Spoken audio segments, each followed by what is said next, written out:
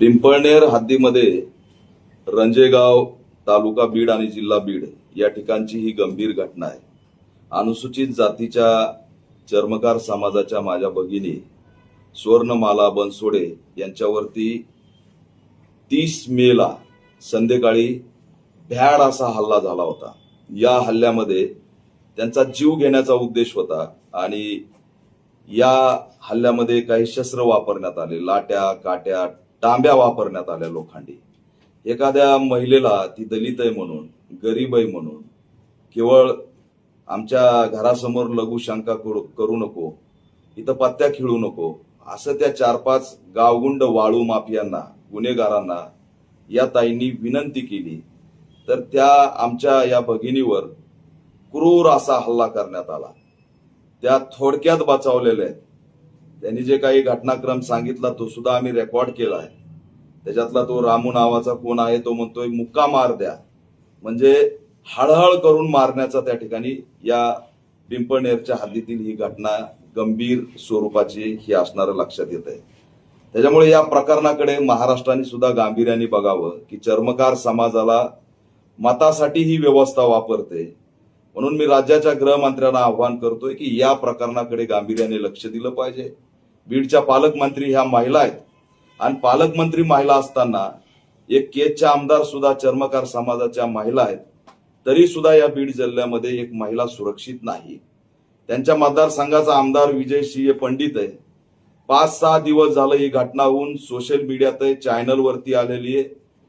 धक्कादायक म्हणजे आता सध्या या आमच्या ताईने गाव सोडलेलं आहे, स्वतःचं लेकरू घेतलंय, सोबत एक म्हातारी आई घेतली आणि पाहुण्याकडे भटकंती करते। ज्यावेळेस मदतीसाठी गावात पोलिसांना बोलवलं त्यावेळेस पोलिसांच्या गाडीसमोरच या नराधम गुन्हेगार आरोपीच्या नातेवाईकांनी, जवळपास 300-400 नातेवाईकांनी त्या ठिकाणी गराडा घालून पोलिसांसमोर त्यांना जीवे मारण्याची धमकी दिलेली आहे। त्याच्यामुळे पोलीस किती हातबल आहे, पोलिसांवरती किती दबाव आहे हे या घटनेमध्ये दिसतंय। या पोलीस स्टेशनचे PI त्या ठिकाणी नरवडे म्हणून आहेत, त्यांनी या केसेसला दाबण्याचा उघड प्रयत्न केलाय असा आमचा या ठिकाणी थेट आरोप आहे। यात एवढी मोठी घटना घडून आमच्या ताईला काहीच न विचारता अगदी मनाने 6 लाईनचा FIR बनवलाय। हे बा, ही एवढाच फिर्याद बनवली, त्याच्या टेक्निकल शब्द उडवलेत, त्याच्यामधली न्यायालयीन टेक्निकल जी बाब आहे ती उडून टाकली आणि ही केस बी फायनल कशी होईल। तिच्या शरीरावर जखमा आहेत, तिचं काही भाग असा आहे सगळ्याच शरीराचा की ती दाखवू सुद्धा शकत नाही। आजही मी त्यांचं हे पाहतोय, हे काळं निळं हे पहा, आजही 7-8 दिवसानंतर हे काळं निळं आमच्या ताईचं गेलं नाही। एवढा गंभीर हल्ला केलेला असताना एकही आरोपी अटक नाही। आरोपी मोकाट आहेत आणि आरोपी मोकाट असल्यामुळे पुन्हा आरोपी मला मारून टाकतील म्हणून लपत न्याय तर मिळालाच नाही। पोलिसांनी कोणती धावपळ केली नाही। या नरवडेचे सगळे लागे बांधे पॉलिटिकल लोकांशी कुणाच्या दबावाखाली आहे। मी SP-ना मागणी करतोय की तात्काळ या नरवडेची चौकशी करावी, यांचा असणारा VDR चेक करावा, हे आरोपीच्या संदर्भात किंवा पॉलिटिकल काही दबावाखाली का याची चौकशी करावी आणि तात्काळ या नरवड्यांचं निलंबन करावं अशी आम्ही मागणी करतोय। एवढ्या गंभीर स्वरूपाच्या आरोपी असताना 6-6 दिवस झालं ते अटक नाहीत। हे बीड जिल्ह्यामध्ये चाललंय काय? इथले SP सध्या बाहेर आहेत, पण जे काही आहेत, आताच मी DYSP व्यंकटरामन साहेबांना बोललोय, या केसेस बद्दल त्यांनी तात्काळ दखल घ्यावी, त्यांच्याकडे तपास आहे।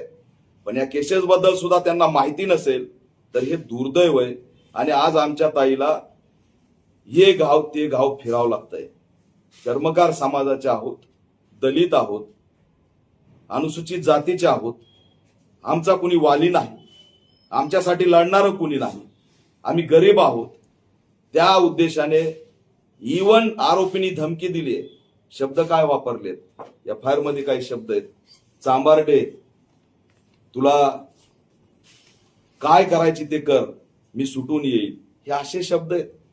एवढे भयंकर, त्याच्यामध्ये अनेक शब्द पण पोलिसांनी लिहिलेच नाहीत आणि त्यांच्यावरती क्रूर असा या आरोपींनी हल्ला केलाय. ते जर फरार राहिले तर त्यांचा मुलगा, त्यांची आई आणि माझ्या बाजूला बसलेली ताई हे यांचा हत्याकांड झाल्याशिवाय राहणार नाही. अॅट्रॉसिटी ऍक्टचं कलम असताना त्यांना पोलीस संरक्षण नाही. कसल्याही पद्धतीने समाज कल्याण आयुक्तांनी 24 तासाच्या आत त्यांना भेटायला पाहिजे, ती सुद्धा भेट दिलेली नाही.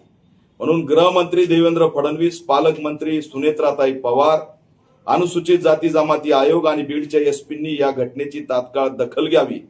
उद्या जर या आमच्या चर्मकार समाजाच्या दलित बहिणीला जर काही झालं, तिच्या जीवाला जर काही झालं तर सर्वस्वी राज्य सरकार जबाबदार असेल, पोलीस यंत्रणा जबाबदार असेल.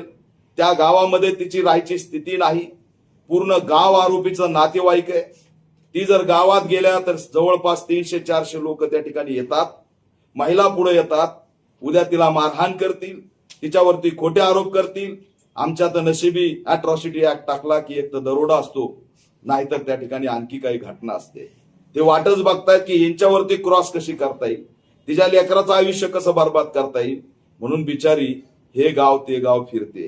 ही घटना घडल्या आमच्या बीडचे जिल्हाध्यक्ष नितीन सोनवणे यांनी ही घटना राज्यभर व्हायरल केली आणि त्यानंतर ही या घटनेला राज्यव्यापी वाचा फुटली. राज्यव्यापी वाचा फुटून सुद्धा पोलिसांना मात्र घाम फुटत नाही. आणि म्हणून जर तुम्हाला वाटत असेल बीडच्या पोलिसांना की ही घटना घडली, आम्ही दाबून टाकू, तर हे चालणार नाही. काही तासात आरोपी अटक झाले पाहिजेत, अन्यथा त्या ठिकाणी आम्ही तीव्र स्वरूपाचं आंदोलन या आमच्या भगिनीसाठी केल्याशिवाय शांत राहणार नाही. हा इशारा सुद्धा देतोय आणि जिल्हाधिकाऱ्यांना मागणी करतोय, इथल्या समाज कल्याण आयुक्तांना मागणी करतोय, राज्याचे सामाजिक न्याय मंत्री संजय शिरसाट यांना मागणी करतोय की आमच्या भगिनीचं संपूर्ण त्या ठिकाणी पुनर्वसन झालं पाहिजे. त्या गावात हे कुटुंब सुरक्षित राहू शकत नाही. तिला दादासाहेब सबलीकरण योजनेच्या माध्यमातून 4 एकर जमीन द्यावी, त्या ठिकाणी 25 लाख रुपये ते 50 लाख रुपये मदत करावी आणि तिच्या कुटुंबातल्या एका सदस्याला शासकीय नोकरी सुद्धा मिळाली पाहिजे.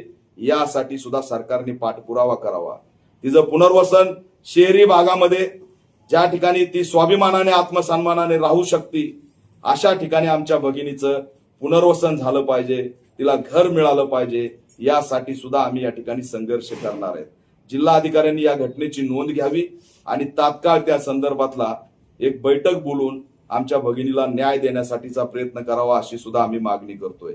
महाराष्ट्रामध्ये अन्याय अत्याचारांनी कहर घातलेला आहे आणि अनुसूचित जातीचा समाज आज पूर्णपणे धोक्यात आहे. माझ्यासोबत ताई आहेत, त्या तुम्हाला सांगतील की कशा पद्धतीने या सगळ्या आरोपींनी त्यांच्यावरती अन्याय केलेला आहे. जोरात बोला.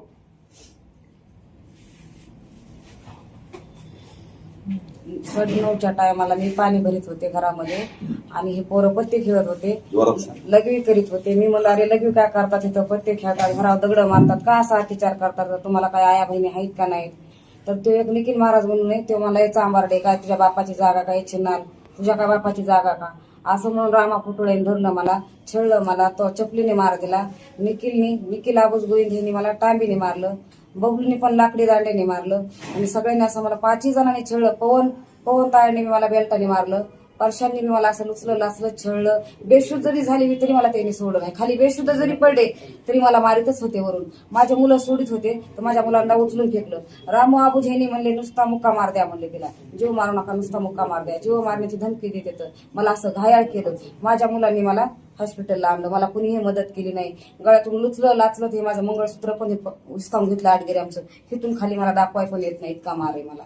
5-6 दिवस झालं तरी पण मला काही बरं नाही, असं रक्त सांगाळे झाले. मला घायाळ केलं देणे. असं राहून पण देत नाहीत गावात, राहून देणार नाही म्हणजे तुला गाव घर मोडून लावू तुला. मला न्याय पाहिजे. आईपाशी माझे 2 मुलं घेऊन आईपाशी राहते. माझी पोलिसांनी काय तक्रार घेतली नाही घेतली. मी सांगाल तसा जॉब घेतला नाही. माझं जे घडलं तेवढं सांगितलं का त्यांनी केलेलं नाही. कोण होते ते? नरोडे साहेब. माझ्या सांगण्याहून माझा जॉब घेतलेला नाही. किती धक्कादायक आहे.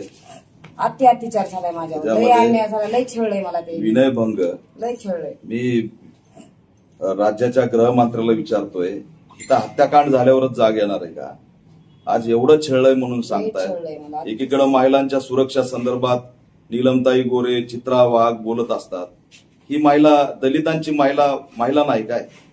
राज्य सरकारची ही लेक नाही का, बहीण नाही का? म्हणजे सामूहिक तिच्यावरती अत्याचार झाल्यावरच जाग येणार आहे का?